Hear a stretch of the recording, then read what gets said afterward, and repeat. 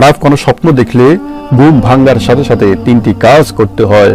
আউযু বিল্লাহি মিনাশ শাইতানির পড়তে হবে, বাম দিকে 3বার থুতু ফেলতে হবে, সব পরিবার করে শুতে হবে, অর্থাৎ একদিকে ঘুমাচ্ছেন অন্যদিকে আপনি ফিরে যাবেন, এভাবে ঘুমিয়ে যাবেন।